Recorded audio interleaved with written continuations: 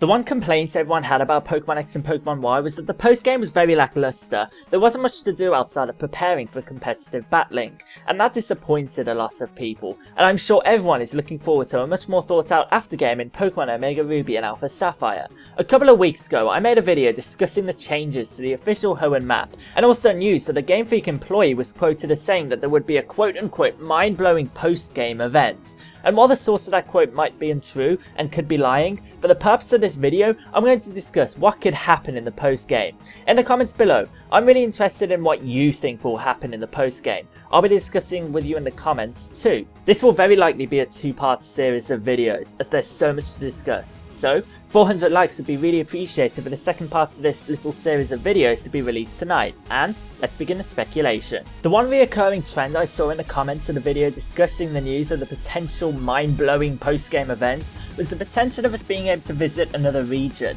most likely Kanto, as Hoenn and Kanto's storyline take place at exactly the same time in the timeline.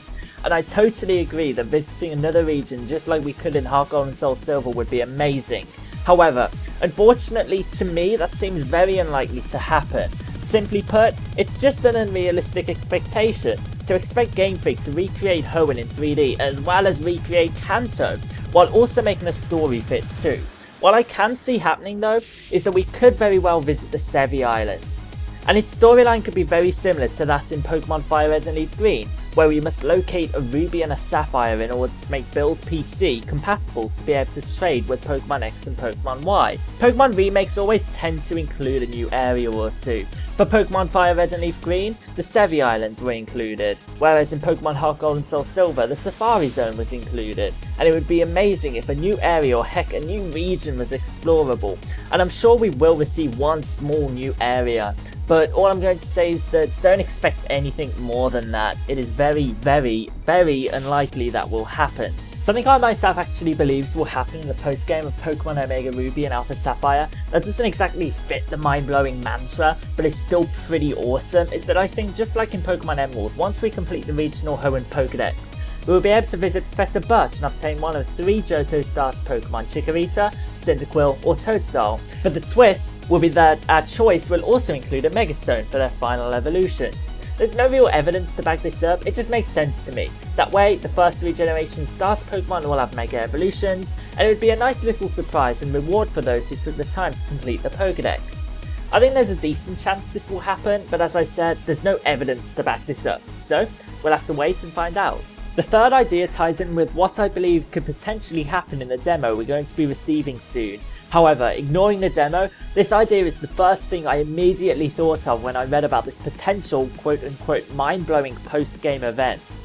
Everyone back when Pokemon Ruby and Sapphire were released 11 years ago wanted to try and interact with the White Rock in Mosdeep City and go to space, where you would inevitably meet and capture Jirachi and Deoxys, and there were so many rumours at the time going around. However, they were all rumours, and literally nothing came of the Space Center and the White Rock. And this disappointed a lot of fans, especially 9-year-old me. So, hearing about this quote-unquote mind-blowing post-game event excited me immediately and sent my imagination wild. And I personally think it would be amazing if we would go to space and encounter Deoxys and or Jirachi, and obtain their Megastones that way. It'd be an amazing throwback to rumours of old, and would also be an amazing post-game storyline arc. However, this is purely me being speculative and letting my imagination run wild. The chances of this happening once again are very slim. However, if Deoxys or Jirachi were to receive Mega Evolutions, which they probably won't being honest, this would seem like the perfect event to me. Finally in today's video, because I have a lot more I can discuss in tomorrow or later tonight's video, is concerning the suspicious dark area in the northern portion of the map. I discussed this area a couple of months ago in a video, so I'm not going to discuss it too much in today's video, especially since my opinion on what it could be has changed, but it could play some part in the aftergame. Honestly, now after receiving high resolution scans of the map, I believe it's just a suspicious dark thunderous cloud and not an island like I discussed before. But it could have something to do with a potential primal Rayquaza, or it could be some kind of portal to the Distortion world, where we would encounter Giratina, and it would be a neat throwback to Pokemon Platinum. Both would fit the theme of a quote-unquote mind-blowing post-game event, but both are unlikely now that I think that this suspicious area is just a dark cloud.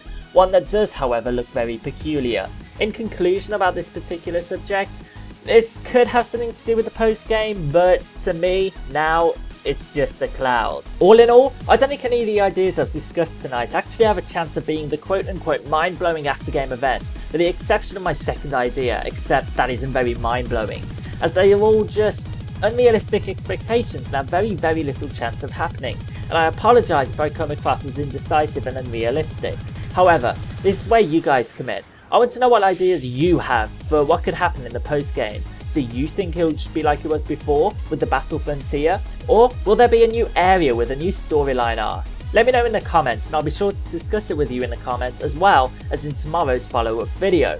There's a link in the description to where you can purchase my Hoenn Confirmed t-shirt. Don't be intimidated by that goal of 50, I can simply lower the goal. So be sure to purchase it before it's too late. And for under likes, be really appreciated for another Omega Ruby and Alpha Sapphire video tonight. And I'll see you guys soon. Peace out.